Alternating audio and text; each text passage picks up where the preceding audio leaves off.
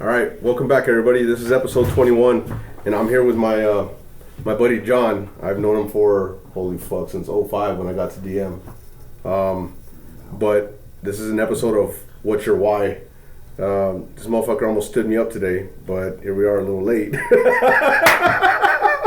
Covered in pain. Oh, stood you up. So yeah, he was working and he had some other stuff going on, so it's all right. I know I'm all right with it. I just had to go eat some fucking food and then come back and wait for you. Felt like a cheap date, and I was like, oh, I was very cheap. Oh. But very thoughtful. Little background on John. Like I said, I've known him since 05, and let's cheers, and then you tell me about yourself. All right. His name's John. I born and raised West Virginia, Southern West Virginia, near the New River Gorge. Joined the military 2003. Oh fuck! You were barely a A1C when I met you. You were old.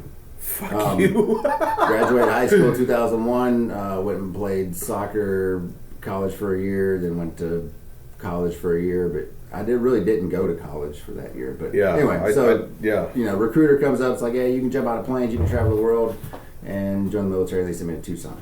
So I was here for about 14 years. During those years, fixed a lot of sheet metal fuck-ups. No, you didn't. That's a fucking goddamn lie. It's not. You can't do stuff. You can't do nothing. That was probably some of the other motherfuckers. No, Betty was always the best sheet metal guy. I wouldn't go for that sure.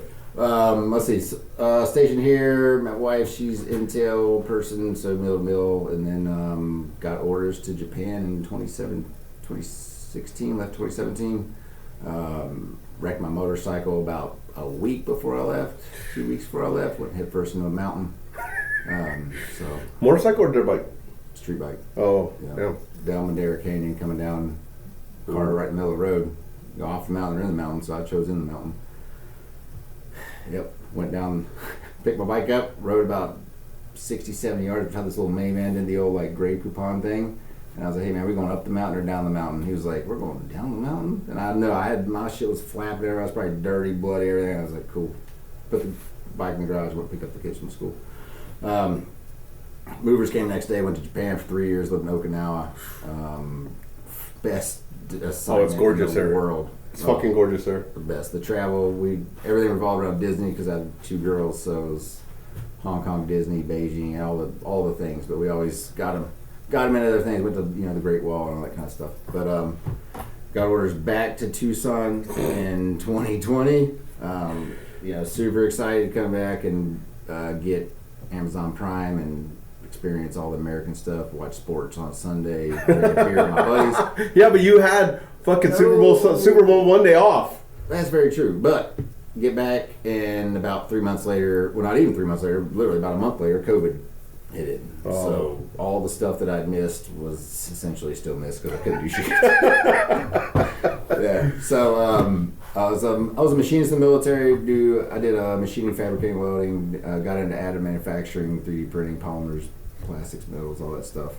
And then I got a call asking me if I wanted to be a first sergeant in the military, and it was really weird because I had no aspirations to ever be a shirt. If anyone was looking at me like, you're definitely not a first sergeant. Probably. I would agree with that one. Yeah, I didn't think. But I do love people. I take care of people. Yeah, you do. I do. So I was probably the most different first sergeant, but I did do first sergeant duty for about 2.5 years. My command chief brought me in and was like, I'll make you a first sergeant, and you're going to a squadron, and you're going to fix that place. And I was like, well, what the fuck is that squadron, and what does that mean? And I found out really quickly. And then I got moved over I went to security forces, and was there for about 1.5 years, and I mean, that killed me, but it was the best assignment ever. And punched the second I could. So for a little context for some of you guys who aren't military, first sergeant is a liaison between the enlisted corps and officers, the commander. He kind of takes care of the troops or helps guide them in any which way, shape, or form, and kind of advises the commander on what to do with some of these individuals. It's a pretty fun job. I got selected to be a shirt, but I don't think you've seen the podcast. But my girls got me disqualified because the command chief said I was going to a training squadron, so I couldn't have these. And we've talked about this as well. But I did undershirt for a while, and it was phenomenal. I wish I could have done that in my career, just for a couple of years, you know. It's a really cool job. It is a very, very hard job. I mean, it depends on what kind of squadron you get in, the size, the kind of people. You get put in an intel squadron, you got a bunch of computer people. But the way they assign us is like they'll take a maintenance guy. They threw me into force support. Like I don't know anything about any of that stuff, and they do that on purpose because they know that we won't get into the mission. Yep. Like I go in there, I don't know what they do. I was in the cop squadron, like I don't know what they do besides write people up and arrest people. But other than that, I didn't know. Stop people from going. So I couldn't walk into a meeting and like have that 17, 18 year experience talking like, oh, you should do this, you should do that. Where if they put me in a maintenance squadron, I'm familiar with all that. So they do that on purpose because they know we're there just for the people. Like I don't give really shit what you do, and for you. That job, he said it was really hard. You're really working fucking around the clock. They call you in the middle of the night.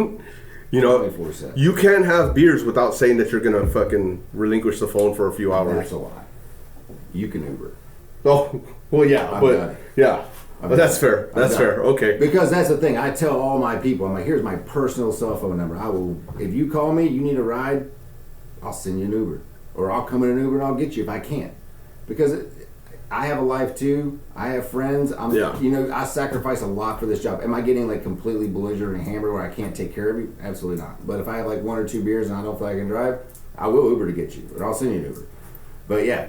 24 hours. You got 2 phones, 1 a.m., 2 a.m. You're going to the hospital, you're going to jail, you're going to the mental hospital, you're going to wherever you're going. Like, it's a crapshoot. Going to some people's houses because they just had a DV of domestic violence or something like that. Yeah, So middle of a kid's soccer game, middle of a kid's birthday party, it's like, phone rings, gotta go. Yeah, it fucking sucks. Yeah, but it sucks, but it's good. Like he said, it's cake, but I gotta go. It's rewarding at the same time. Yeah. I still have people. I've been out for... he barely retired. Yeah, fucking barely retired for a retired. while now. Yeah, like 3 months. But I still get people come up to me like, man, that piece of advice you gave me, or that what you did for me, like, thank you so much. And like for me, it was so minuscule, like so minor. Some of them I didn't even think about it. I was like, I just kind of gave them advice, and that was it. But it, changed my life. So, kind of. Now you said that you were in school and you were really kind of fucking off and not really doing school. You were in school but not in school. Yep. So what was your why for joining? Just because you needed to get the fuck out of there, or what? No, I had so I was at my house one day and I smoked some weed, and my dad he comes back and he's like, I got someone coming to the house and they're going to change your life. And I remember saying to him, if it's not Jesus, I'm not talking to him. And it wasn't Jesus, it was Tech Sergeant Toby, and I hate that guy. I mean, he's one of my really good friends. I still talk to him. But yeah, he. I never had a why. I never really had a why for joining. Let's pause this real quick.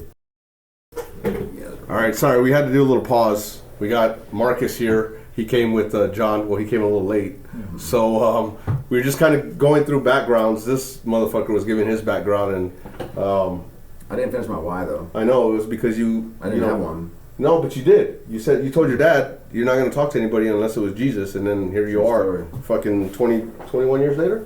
Yeah. Yeah, so we'll finish your why, and then we'll get to Marcus. Well, I never had a why when I joined. I guess it was just to jump out of planes and travel. But I found my why probably 10, 12 years in. And I think I think it's a fair statement. Yeah. Most people join the military one day, but you actually join the military like one day. Yeah. And it could be a year, 2 years, 5 years, 10 years, 50. It doesn't really matter. And that's kind of where it was for me. Like one day it just like, it clicked and I was like, this is what I'm going to do. I think it was after like, I knew I was past 10 and I really couldn't get out. I really didn't want to get out. Yeah, because then you lose out on... I gotta do this. You actually have to fucking care? Shit, no. But I think, yeah. Once you start getting like upper and you can like actually take care of people, because that's just my thing. So. Yeah, that was fun. I've been out for 5.5 years, and I still got people that hit me up. People from when we were in Diabica and stuff, will hit me up too. So give us a little background about you, where you're from, what you're doing. You just retired, so just how your career went. Sure. So yeah, my name is Marcus Cito. Born and raised in Rochester, New York, and I fell in love with the desert, Arizona in general, pretty early on. My grandparents retired in Phoenix. Oh, okay. So I got to spend pretty much every spring break here. And when they gave me my choice for where I wanted to go, I was like, I want to go to Arizona. And so I got lucky enough. There was only 2 people in my class, jet engine mechanic. We got Davis Month. So I went through the F-16 training for engines. There were only 2 of us got a little bit of training on the A-10 engine. And then I got to Davis Monthan in March of '99, and spent a total of 17 years here. Fuck, like You're old. Yeah, I'm pretty old. So, then I got lucky to do 7 years in Japan. 7 years in Japan. Yokota? Misawa. Misawa? Okay. Yeah. I did get to go to. I had an assignment to Yokota once, but so I've had a really unique career. I did a total of 24 years at 2 bases, and Davis Monthan and Misawa. Damn. Yeah. And I was Davis Monthan and Kadena. I had quite a bit more. But they're So. two of the best bases in the military, really. But Oh, you go, man. but you go on ACC to pack house. It's like meat grinder to meat grinder. Yeah, So it's that like- is true. That is true. Lots of sucking People rubber. talk and- about like slow bases. I mean, I don't know what you're talking about. Like, Yeah, there's a lot of exercises in Misawa, but I fell in love with Misawa. I fell in love with the culture, Japan. I learned the language. Oh, did you? Nice. Yeah, and probably towards the end of my 7 years there, the only time I spoke English was when I was at work. Oh, wow. Only yeah, but your wife was Japanese. my wife is Japanese. And you yeah, did you met her there? I did. I met my wife. awesome. Luckily, she's the best thing that ever happened to me. Nice. Damn. When my buddies see her, they were just like, I don't get it. Like, there's I still like don't get it. there's like marrying up, and then there's like, what is it? Like, there's not even a word for it. And not only is she stunning, she's also just a really solid human being. Gotcha. And so Very she's patient. very With patient. especially with you and your aunt. And all my things. And so I've always been passionate about entrepreneurship, about hustles, and people. Those are my big things. And so it took me a long time to figure out what I wanted to do. And to be honest with you, I think I've found the at least the industry. I haven't exactly decided how that's going to work. I'm doing a couple different things, but my undergrad, I went to school for entrepreneurship, and then now I'm going to the University of Arizona to get my master's in business administration. I'm getting an MBA. You're getting your MBA? In person. Nice. Yeah. So, and a lot of things about my career are very unique. I canceled my retirement 3 times. Oh, shit. What the fuck? 3 approved Woo. retirements canceled. That's insane. And No, I don't think I met one person that did that he got promoted and then he Yes, canceled. I canceled it twice before I got promoted. I was just nervous I was going to approve it. Like, I didn't even know canceling was an option. So yeah, and the third time was because I did get promoted. So Nice. I was like, this is great. You know, like it was a family decision. We voted and stuff. So I have 3 children. My youngest is now 14. She was born here, so she's never had the PCS. And Oh, she's, wow. The hardest thing that's ever happened in her life was we moved from Reed Ranch to on base, and that was like epic for her. That was, she was like, I have to keep going to Vail, and I'm like, okay, we'll figure it out. And that lasted for about 6 months.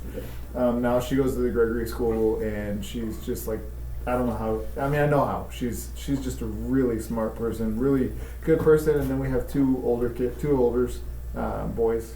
My son, who's 17, is severely affected by autism. He's essentially nonverbal, but he's an awesome kid. He's super. So, what's changed about us dramatically was having him.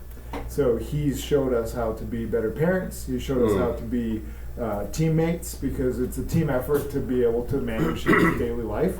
And he's taught us that we really just basically kind of check ourselves on 3 factors. Is he happy? Is he healthy? And does he know we love him? And we knocked all 3 of those out of the park. He's happy, he's healthy, and he knows we love him. It was a big shift for us, though, to come to the realization that our child, who was pretty young at the time when we kind of came to this realization, is going to be with us for the rest of our life. Oh, yeah, yeah. And so then the next thought after that is like, well, is he just going to burden our kids? Is he going to be a burden for them? Like, because once we're gone, then what? Who's going to take as good a care of them as we do? Yeah. And so we've been working with our kids to make sure that they take care of themselves and help take care of him. Yeah. Because for my daughter, even though she's super typical, her childhood was very atypical because there's always been a therapist in our house. Everywhere we go, she always has to be a little bit more aware of, is he going to do something that's awkward? Yeah. Is he going to be embarrassing? Those kind of things that. Yeah, like that teenagers, that typical teenagers. Yeah, and a teenage girl on top of that. So it's Yeah. like, he's disgusting, and It's of like course. what my daughter says about me. Me too. Yeah, but it's true for you. So, kind of coming back to it, got John's why as to why he joined the military. Why did you join the military? What was your why? What did you? So I have kind of this. My whole life has been really just kind of bizarre. I can't really tell you exactly how it happened, but one of my co-students showed me, and my mom told me about it as well. Like I knew I was going to be a jet engine mechanic in the Air Force when I was in 10th grade. Oh wow. And I didn't even maybe it was partying or what. I don't really remember that, but I know moving forward, I was like, well, things happen for a reason. Things definitely happen for a reason. I went into the military. I joined I talked to the Marine recruiter first. And he was kind of rude. Were you saying like you were partying and had like an epiphany and you're like, I'm going to be a jet engine mechanic? No, I think I And you had the forgot epiphany that? and then I started partying. So I went to the Marine recruiter first, and it wasn't a good interaction. I told him I wanted to work on airplanes, and he's like, we really don't have many of those. Oh, that's And what I was an like- idiot. I was like, okay, well, so as soon as he went to go get some water, like the Air Force recruiter was nearby, and he heard me, he's like, hey, come here and talk to and he was way nicer. And even though he was in his blues, he didn't even have to fucking do anything. his blues didn't look nearly as good as the Marines did, but I'm like, stayed in his PT gear all the time. yeah, because you What? you're Yeah, a dude. millennial. No, I was in West Virginia. Like, fucking. Well, that's why you're in fucking either, West like, Virginia, bro. Either your dad called them or like He was in his PC gear. Was it your uncle, cousin, brother, or something like that? How does that go? I never looked at the tree. It's a telephone pole. It is pretty straight, but So we have a couple branches. I knew that college was not for me. My older sister went to college in Buffalo. Like I said, I'm born and raised in Rochester, New York. I knew that that even though I enjoyed learning, that at that time college was not the right path. It was going to be an expensive experiment, and so I decided that I needed to get a job and I needed to figure out what I wanted to do. Luckily, I moved in with my father. My parents split up when I was pretty young. My dad was about an hour away, and I moved in with him. He kind of helped me get a good path. He helped me get a good job. I was working nights. I wasn't hanging out with anybody. I was completely isolated, and it was what I needed. Yeah. It was the structure that I needed to get me towards a place where I could join the military. And so that's what happened. I got good at the job. I did a good job I was actually a janitor in a mall. No. But I'm very detail oriented. I like having attention to detail. He's a cleaner. Yeah, I love to clean. I like to clean, and it was like a good job. Nothing wrong with that. And the Victoria's Secret staff were pretty damn cool. No. They were. Yeah, I bet. So Nice. so I joined the Air Force. I came in open general though. And you still got mechanic? I still got jet engine mechanic. Holy fuck. Wow. And Usually they're cops or... I came in open mechanical. Well, I came in to jump out of planes. When they said I can't jump out of planes, Why? I was like, because I went through the pass test and I went through medical and I had basically one nostril was completely closed off. So they're like, well, here's your list. And I'm like, what is this? And they're like, I was like, I just go home, right? Because I want to jump on planes. They're like, well, no, this is your backup, open mechanical. So I'm like, oh, fuck. So I look and this highest one, metals technology. And the guy beside me's like, oh, man, welding, all this stuff is cool. I'm like, no, whatever. Like 2 weeks later, like everyone's getting their assignments to their tech schools. And everyone's like, oh, Keesler and this and that. I'm like, You got fucking Maryland. You I'm got... like, Aberdeen Proving Ground. Oh. I was like, what the fuck is your job? And I'm like, I don't know. I don't know what I did. I'm going to Maryland. And they're like... Nobody. I mean, that's the only place where they have schooling for that is over in Maryland. Yeah, it was us. It was a Navy base? No, it's an army. An army It's an base. army base. It's army. There's a couple Marines, just metals tech, and then it was basically Maryland's what do they call them? just National Guard. no, the youth program, basically like a midway like. Oh, not you're not boarding going school, to prison, but we're gonna put you in this thing, and they put you in the same drum suits. It's like almost like it's like a halfway house. Yeah. But well, to your point, it was kind of the same way with me because our tech school was in Pensacola, Florida. rough time. So it was fucking great. I mean, we were. They always do that in on trouble. purpose because they know the rest of your career is gonna suck. Yeah, it is. They're like, this motherfucker's about to go and drill Yeah, but what about holes a day. what Like, about? this is gonna Oh suck. god, that's why I got so many fucking surgeries and shit, man. I Exactly. mean, fucking no shit. ridiculous. Yeah. We weren't like you, just pushing buttons and shit. Hey, You you know? know what? Yeah, that's why I have my health. Yeah. Okay.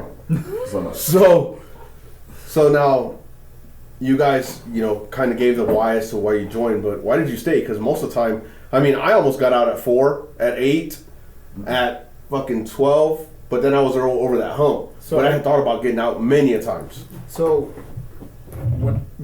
like I said earlier, Misawa was a very formative experience for me. Once I got to Japan, and actually, my goal going into it was to have myself set up for not having to stay in. I've been very different than all my peers, and I've felt like I didn't really fit into any molds. And part of that was I told my superintendent very early on, even though I wanted to progress, that I didn't see myself like their NCO of the month. That I was like, well, he's like happy because he's the NCO of the month. Like, I want more than that. Like, I want to cross train. And they looked at me like, you want to leave us? Like, you're good at your job. Why do you want to leave us? Oh, God. I was such an idiot to like. I've always been very apolitical. I don't tell people what they want to hear. I tell them what they ask me, and it's really hampered me. It hampered me hundreds of times. Well, that guilt. I mean, you especially you you get higher up. Like, Yeah. You just don't want to hear what the truth is. Yep. You don't want to hear what they want to hear. And the crazy thing is, when leaders say that, they don't care about your growth. They care about sustaining what they have, which is absolutely not right. You know what I mean? And Well, a lot of them, they have their trajectory and they know what they have to Yep. do. Like, I gotta check this box, this box, this box. And when someone comes in, they're like, "That's fucking stupid. You can't do that. You shouldn't do that." And they're like, "No, I gotta keep doing this because I gotta make it there." And once they get there, then they're So what kept me in was I had a phenomenal supervisor, and actually probably one of my best mentors I met in Misawa. It was Chief Master Sergeant Thomas Pelfrey, and he's one of those chief first sergeants that you've had, I'm sure, in your career that you meet, like, he's the person that's the MC at every event. He's the person that he dresses up in the elf costume at Christmas. okay. And he's in everything. He does everything. He's everywhere. He's genuine. And he cared about helping people get promoted. And so I kind of followed his model. I borrowed his process where we would do like a promotion challenge. Like if you score over 75 on your PDG and your SAT, then I'll give you a prize. And so I would challenge people, starting pretty early on, similarly to the way he did. Like, hey, if you actually just get engaged and do something, like a thing, you will get promoted. There's a way to do this. Oh yeah. And so from an early time, I realized through becoming a PTL, which I hate. I mean, I was a wrestler all through high school, but I hated cardio. And I like that feeling of being fit, but I didn't like the process. The process of getting there, yeah. So what shifted was I had a supervisor that he really took an active role in developing me. He told me, he was like, you're going to be a PTL. And I was like, I'm probably not the right guy for that. And he was like, well, it's already done. Like, I've already submitted the paperwork. You're going to be a PTL. You're starting the class on Monday. And I'm like, I was like, you've got the wrong guy. Like, I'm really not going to be a good PTL. He's like, well, you got to figure it out because we need a PTL. And so I was like, fuck, okay. And that's, I think, really where the shift happened. Because I not only had to learn to like PTE, I had to learn to get other people to like it as well. Yeah. And when I just kind of owned it and just said, look, this is what's got to happen, that's where the shift happened. And when I started motivating other people, my exercise became so much easier. And I realized, like, if I'm just encouraging other people to do something that is kind of hard for them, I feel energized. Yeah. I get excited about it. And so that's what really that's one thing that really led to a bunch of the different programs that I started, a lot of my passions, and the way that I took care of my people. I've always been a people-centered leader. I felt like I was a pretty good leader. That is like the funniest thing, because like I found my why and I joined when I became the UFPM for a squadron. Oh, really? Absolutely. But funny story, I had the same experience. My supervisor was like, "Hey, you're going to be a PTO." Well, my first supervisor was in prison. He won't get out till 20. This is true. I know. We were deployed together. He was a big piece of shit, and he was basically like, "If I don't have it, you're not going to have it." He's like, "But you're going to be a PTO." Basically, so you can just pencil whip everyone's PT test. So like, I don't think you can say that's kind of where like my PTO experience kind of started. But what happened was I was getting out. I was like determined. I deployed and we got back. You know, we know, like we were there, back, all the time. I was like, I'm fucking tired of this. Like to my daughter, I was the man on the computer for like 3 years, and so I was like, I'm done. Like, and I come back and all these guys are getting on these like Greece deployments and all these like awesome Italy things, and I'm like, well, what about us that just spent 2 years in Afghanistan? Like, what, can we have one of those? Like, well, you guys have been enough. I'm like, well, really? Oh yeah, that's enough. Fucking great. Thanks, guys. It happened all the time. So I was just completely burnt out, and I was doing personal training stuff. I was doing some bodybuilding stuff. I was in the gym, and I ran into the commander like literally in the bathroom or in the locker room, and we're sitting there talking, and I was like, listen, like. I know your job's open. I'd like to do it. This is what I do. And my boss told me I can't do that because we have new people coming in that I need to train. The next day I had an interview for that job and the chief hired me. And then that day when I went back to my shop and talked to my shop chief, he didn't give a fuck because he was leaving. He was going to protocol because he was going to get promoted. I was like, well, what about all these guys who needed training and all this stuff? He's like, well, you know. And I'm like, so... That's self-interest. There's a lot of motherfuckers in there that have self-interest. They're all for themselves. That was why the reason I pushed the button twice. But I got in the UPM job, and I realized that these guys are fat bodies that they can't PT whatever it is. But there's way more going on. Like everyone has there's more contributing to the story. They have more issues, all this stuff, and it really just like. I loved helping them, like helping not just PT, but like through their careers, through their stuff, make sure they don't get kicked out. So like they just like doing that stuff, and it just really when I got orders and got thrown in Kadena, I was a tech sergeant. I had 45 people in the shop. It was a master sergeant billet. The chief was a male tech guy. He was like, I'm gonna give you a chance, and I just took the stuff that I learned as a UFPM, like taking care of people and it just kind of that's when I joined. That's how you stayed. That's how I stayed. Well, that's how I stayed. But I mean. To my 20. You know, a lot of people and commanders and other people state, or not, I don't want to say commanders, but, you know, there's that stigma of, oh, you can't lose weight, blah, blah, blah, you can't make PT, you must be a piece of shit. That's absolutely not the case. Mm-hmm. People, like you said, people have underlying issues. I mean, I was just having a conversation on Sunday with one of my commanders that I did undershirt for. And we were having lunch. And he's a big dude. He's 6'5", probably 245, 255 pounds. His waist was always an issue. We had another guy that we were stationed with that was my flight chief.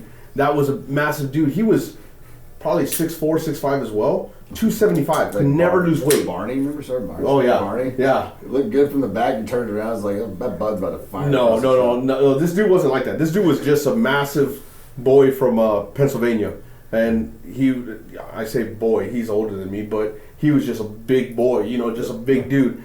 Could never pass his waist because his waist was naturally like a 47, 48 or whatever. Well, sometimes these commanders, like I could go in and they'd ask me like, well, how's this run? How's this? I was like, that shit doesn't matter, sir. I was like, this guy has 2 kids. His wife doesn't work. They have this, they have that. He gets like 1 hour of sleep a night. Like, absolutely he's out of shape. He doesn't have to go to the gym. He works. He comes home. He deals with all this shit and has like an hour to like rest up, put his uniform back on, and go back to work.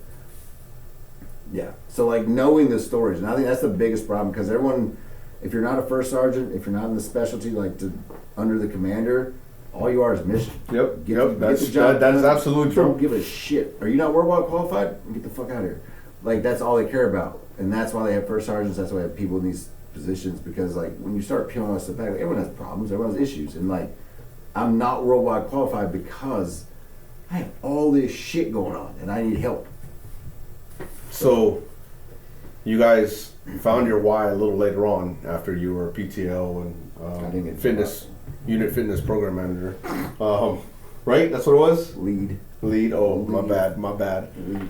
But, I mean, did that why change later on even more? Because the way I've always framed this is my why has changed so many times, and it continually changes. Yep. I'm doing this because this is part of my why. This is something that I believe in. Having this therapy, to me, it's therapy. That's absolutely right. Our why is developed. My why to help people get in shape, to learn how, like, the whole person concept and being a shirt, and like now the end of my career, my whole focus was people. Like, not just, like, I told every single person I was like, you're going to hang this uniform up. As much as you think you're going to do 20, 30, whatever the hell you think you're going to do, it's coming off one day. And you have to be prepared for that. If it's finances, if it's relationship, whatever it is, like, you have to get your stuff in order because one day it's going to happen. Yeah, it's So I think that kind of boils back to not stagnating and always wanting a little bit more. But what's been a shift for me and what became a shift for me, especially after I got promoted the last time, was that the rank doesn't matter. And being, especially enlisted, it is also for officers, but for enlisted, our rank is so much of our persona. And we tie so much into what, like, all of our being into what our rank is. Like, it's the very first part of our title. yeah. And so one thing that interestingly happened to me was I really wanted to become a first sergeant. And for a bunch of different reasons, I didn't actually become a first sergeant, but I got to do the job for 2 years. And doing the job for 2 years. Undershirt without a You diamond? didn't get that special duty pay? Without any So special worth duty it, pay. man. That $250 a month. For No me, more gas on a weekend. for me, it absolutely was worth it because my whole job was to be able to be with people Yeah. and to be able to find people's tick and get them fired up and get people to perform at their higher, not necessarily their highest level, but at a higher level than they were. And that was my job. And I was like, oh, this is awesome. Like, I obviously the administrative side of it and dealing with people's worst day was tough, but it helped me grow. Oh, yeah. It was dealing with things that I had to deal with. I mean, day one on the job, I don't want to get into specifics, but day two on the job, I got to experience stuff that most first sergeants don't experience in 4 years of their tour. Yeah. Day two on the job. And I just took it and I just did it because it was part of the job, and that's Well, been that's how you're trained. That's how I've always worked. Yeah. And from the day my nickname from a kid has always been Moose. I'm not big. It's because I'm clumsy and I try and do stuff that I shouldn't do by myself. So true. I try to do way more. That makes so much sense now. Yeah. Now I can call you Moose? Okay. Hell yeah. That makes My, so my, much my sense. mom, my dad, my sisters, they all call me Moose. And then that kind of translated into the military too, because like I'd be in the engine shop pulling an engine across the shop by myself, and they're like, "What the fuck are you Guess you doing?" gotta call Metals Tech. Got fucked up everything. Moose is dragging shit across the floor. That's true. And so, I mean, I've always had, I think, very high work ethic, and what the military provided me was an opportunity to vector that and to flow it into a direction where I'm actually being productive and impactful. Whereas in the past, I was just all over the place, and now that I'm out of the military, I'm kind of all over the place again. I'm like trying to find a little bit of structure. Like a little baby giraffe, huh? Just learning how to walk like you don't know Throwing what the fuck all you're kinds of going. stuff at the wall. Let's just see what Yeah. sticks. And Emmy's just like, oh my god. No, Find something. What is your business plan of the day? You know what's funny is it took me. I'll just get you a t-shirt. He was trying to get one of our other buddies to do it too. Yeah, I need people, man. When I got out, it was like that too. I didn't know what the fuck I wanted to do. I was in school. I was trying at this job. I went and tried another job, and it just. Now I have a great job. He keeps pushing me into trying to start my own business. I want to. Yep. I tried one. It's gonna happen. I tried one in the beginning of What COVID, business but did you it's It was the wrong one. t-shirt That's company. wrong, But yeah. no, I mean it could absolutely be great, but it happened during that COVID era where everything shut down. I couldn't mail anything, and people were ordering, and and then I got frustrated, and I was like, "Fuck this," and I'm done. but am I getting kind of slowly back into it? You know, I'm doing it for different reasons. My why now is this, and it's to help out, you know, the veterans that are, you know, depressed. Short clip into that. Like you just quit. Like we have a mutual friend, super old guy, super old school. He's basically like, you want to start a business. It's rough, but fucking do it. Don't quit. And whenever you want to quit, don't. You can't. Just go out there and do it. You don't know what you don't know. They say that in the military, you know, every day, and you don't. Like I started my own business. I didn't know anything about business. Like I have a degree in it, but like I don't really know anything about doing it. What was the first business you started? This one, which is Mountaineer Home Solutions. And little shout out. Handyman. Well, I'm professional at everything. I started a business before I even got out too. I started a car dealership because I've flipped over 80 cars, 86 cars since I was 16.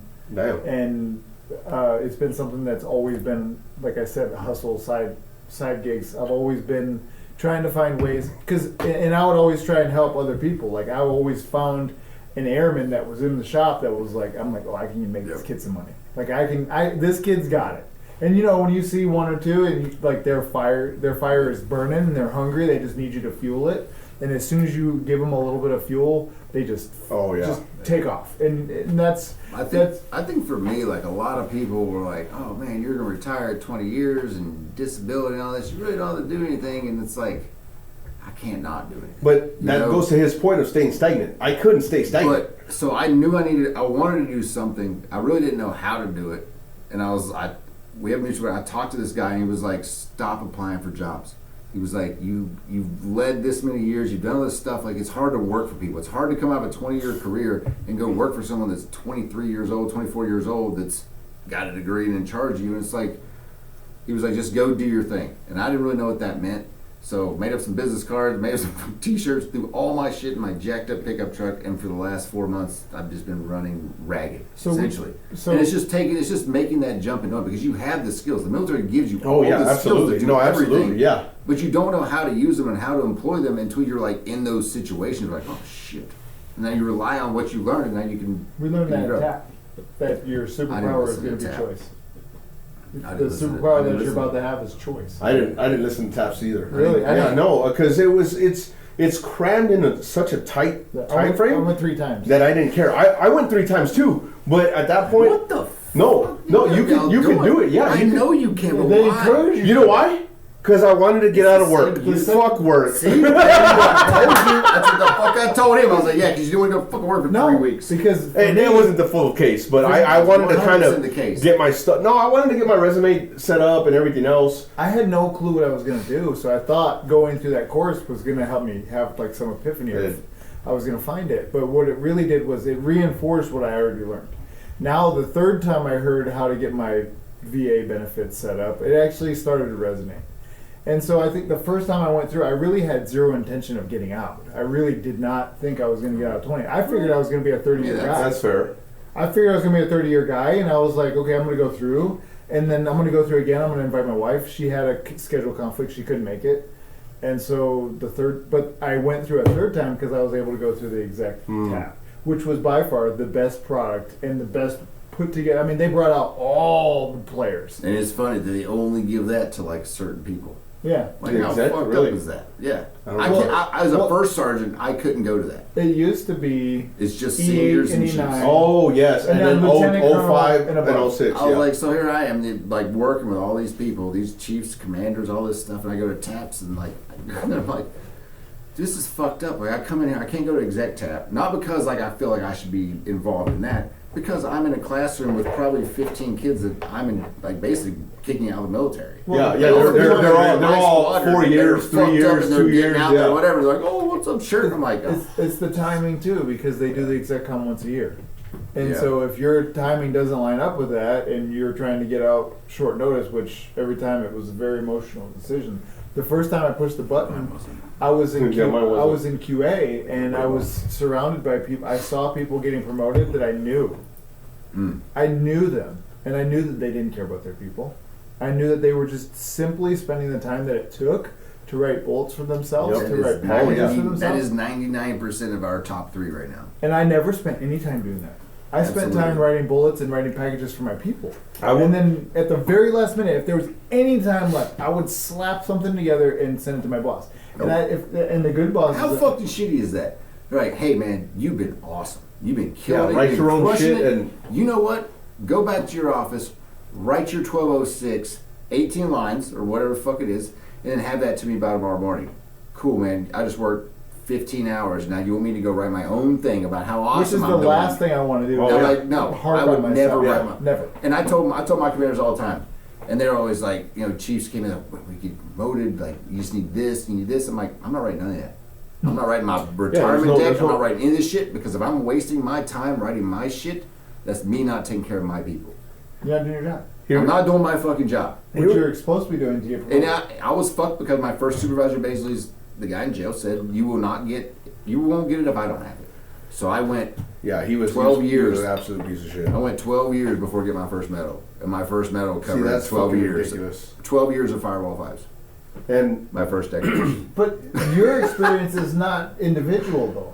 I had a very similar experience, and it was timing. Yeah. I had a CSS the commander support staff person that completely dropped the ball, and I didn't get a mid They don't tour. do that. I did 7 years at Nassau without a deck, and all of the boards and everything after that were like, "Well, were you a piece of shit?" I'm like, "Absolutely not. Yeah. I was very far from a Yeah. piece of shit. I did Yeah. everything that was asked of me, and I knocked it out of the park." And if you talk to any one of my supervisors or any one of my troops, they would tell you the exact same thing. yeah, They, I and didn't get a PCS deck out of DM. you did it. Nope. I didn't Because either. I had left the UFPM position, and he wrote me an MSM, and they were like, "Yeah, you don't get a decoration." I was like, "I was here for 17 years, or what? That 14 years. No, And That's no, fucking no, ridiculous. no is- PCS deck." But Because you my see that- other one you see closed that- out fucking 6 months prior. Like, well, technically, I'm like, dude, fuck technically. People don't take care of You people. can do whatever you can. You because want of to the do. time it takes. I will tell you right now that You whenever could do it because when I retired, they were like, "I need your retirement decoration." I was like, "It's an achievement medal," and they're like, "You can't get an achievement medal for your retirement." I'm like, bullshit. I don't have an achievement medal because my supervisor didn't have one, so I wasn't allowed to have one. did you get one? Yeah. Nice. Fuck That yeah. was your retirement? They're like, "Well, we have to write you an MSM." I don't give a fuck what you do, but I want an achievement medal, and that's what's being read in my retirement. So here's a fucked up thing, and I'm gonna fucking say this right That was now. Oak Leaf Cluster. I didn't. It's not an Oakley Cluster. The first one. I didn't get a retirement medal because I had gotten in trouble in Korea for a curfew, and as I got in trouble, I got here with 17 months left. I kept my nose clean. I did everything. At this 17 point months left what? Before retiring? before retiring. So I lost master in Korea. Oh, okay. I get here, and when I was retiring, they were like, "We're not going to give you a medal." And I said, "Why?" Because you were on a referral for the first 7 months of that. And I was like, Fuck that. "Yeah, exactly." And I was like, "Are you You're fucking a kidding me?" fucking squadron. The squadron commander give you a fucking And I was pissed because doing nothing. when I left That's stupid. Dias to go to Korea, my group commander, I had only had on master for a little over a year. He was like, he deserves an MSM. And for me to go from that, where the group commander, who became a general, and I ended up seeing him recently, went from that to I'm now retiring, and I'm not even going to get. They're not even going to put forth the effort to give me a fucking count should've called or him. anything. I was like, this is fucking trash, man. So That was here? yeah, I was here. Who was your shirt? I don't know who the fucking shirt was. I didn't care. They probably sucked. I didn't care. Like, I deployed to Diyarbakir, and then when we got back, I was already on my way out. I punched the button before we went to Diyarbakir. I was already on my way out. I got back, and then I out-processed and did skill bridge because I was actually one of the pilot skill bridge guys, and I was like, "Fuck this, I'm done." Like, and I'm very fortunate. I thank you for flying that program in the direction that it went.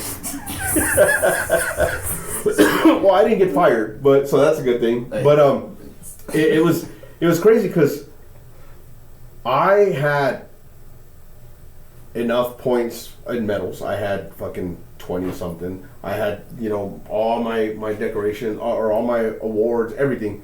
I lined up great. I didn't study to make master again because I had to test one more time. I didn't study and I missed it by less than a point.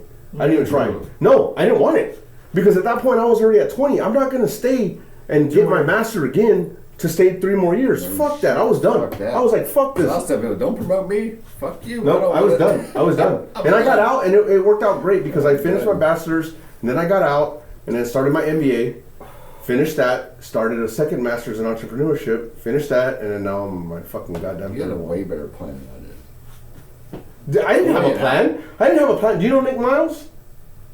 Oh, he was a sheet metal guy. I would fucking go work with him at the airport, and he would be like, Pedro, what are you doing today? How many hours are you doing today? I feel like I just woke up, threw on my clothes, went for 3 or 4 hours, and then fucking out. And I was drinking beer, texting them saying, hey guys, I'm fucking drinking beer. Like I was just working a part-time job at the airport. I didn't have a plan. I didn't know what the fuck I was doing. Yeah. Except school. Like that was the only thing that I was doing. I think that's the biggest thing. And it's like most people don't know what to do. But Yeah. that was, so, And I think that's probably what you needed. Yeah. That's a decompression phase. You had no other responsibility than just school and drinking beer. And you're able to kind of, so I needed to go to Japan at the time when I did, because you went to Japan a little bit later. I went in my I went very the wrong formative time. days. I had just turned 21, Oh yeah. and That was your first assignment? it was my second assignment. I was here first. So here, Wait, there, for and then how here? long? Yeah. Oh wow. You're here for how long? 17 years. No. Like the first time. I was senior. 2 years? Oh, 2-3 years. And Yeah. you left? 99 to 02. Oh, you left before I got here. Yeah. So March of 99 to May of 02. Still part of the sticker club though. Just come on in. Remember that? You know what's funny is That was funny. I went to Travis from 99 to 02, and then I went to Kadena from 02 to 05. Did you come in 98? Yeah, Okay. September 98. I was October of 98. Oh really? Yeah. That was a freshman in high school. Fuck Old you, as man. fuck. Fuck you. So, I know we've been kind of off topic, and I have this little thing that I go through. Yeah.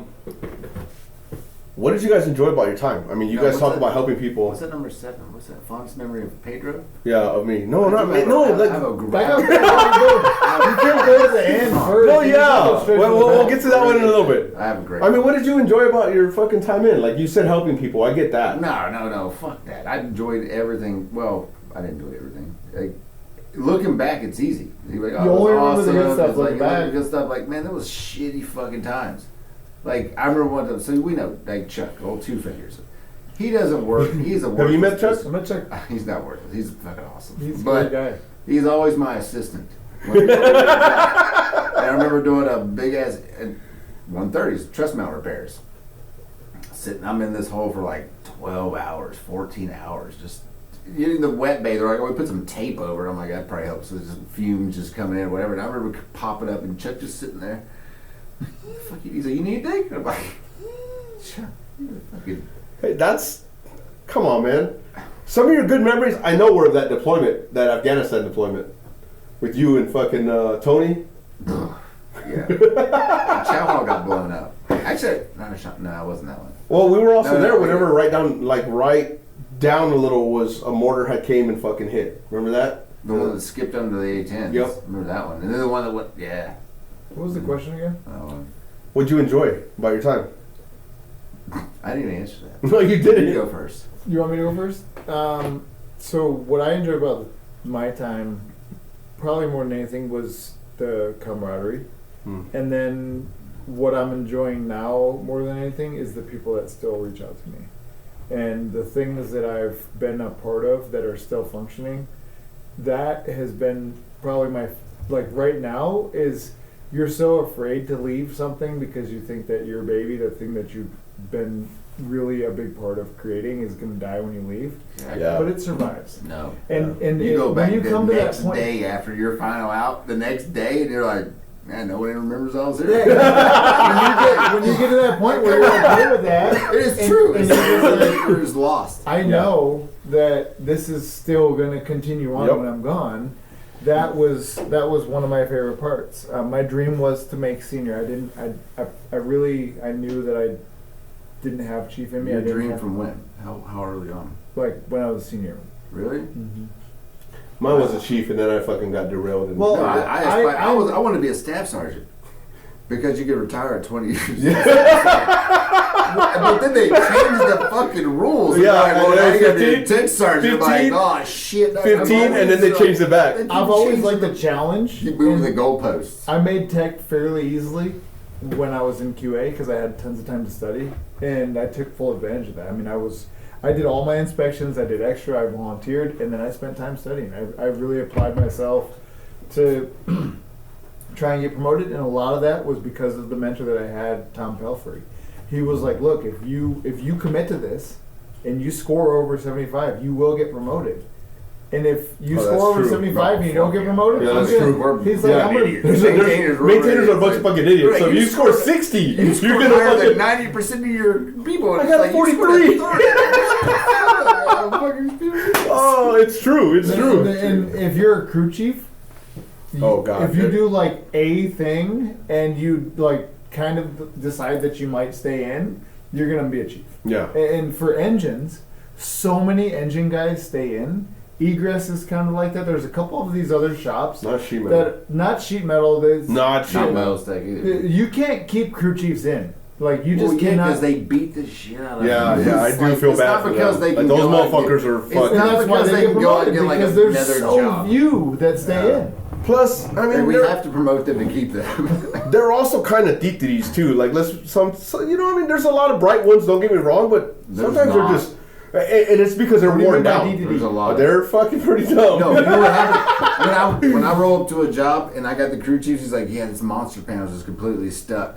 And I'm like, dude, there's like 300 screws on this thing. And he's sitting there holding a fucking screwdriver in his hand. And I'm just like looking at him like, Where's your fucking speed I was handle? like, Where's your Johnson handle? So I literally call Expediter. I'm Johnson like, bar. call him over. I'm like, all right, your guy over here is telling me the entire monster panel is stuck, and he's holding a screwdriver.